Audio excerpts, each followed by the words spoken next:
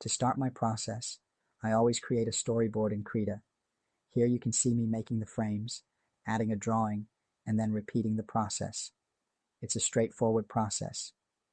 I turn on the little light bulb icon next to the orange keyframe, and it shows the onion skinning as you progress through your storyboard.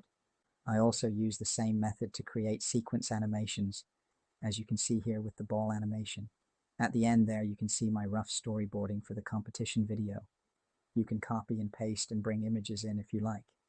As I did at the end, you can see at the end where I added some images. The next day it shows me creating the buildings in SketchUp, which you can do very easily and quickly, and saving them as a PDF and bringing them into Illustrator, where I can edit them and color them and send them over to Cartoon Animator as if SVG file. Next you can see some of the assets I created in Illustrator for the project, and then it shows the creation of the orange splash I used for the drink. You can get a little animation script for free. In Cartoon Animator you can see where I use the motion pilot to animate the drone flying across. I also use the same process for the squares that fly across the background behind the window. For the cars, the traffic, I use paths and copy, duplicate the cars, and then recolor them using the SVG color editor. For the scroll on the phone, here I used 360 head generator.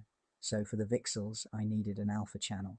And the way I did that, I used one of the default talking heads, deleting the objects from that and utilizing that alpha channel, then taking it into the 360 head creator, blocking off the sides so there was no movement in the X direction, negative or positive, and then just use the middle channel to use it to create the scroll. I use the same technique for the orange drink to create the cooking animation. I use the prop key editor. I just manipulated the parts. On the starting scene, you can see 3 animated icons above the actor. I downloaded each from the internet as GIF files. Then in the final shot, I created the hand with the chopsticks in Illustrator. Then used the prop key editor to animate the spaghetti using the deform. The voice work was done in 11 labs, and for compositing and final render I used After Effects.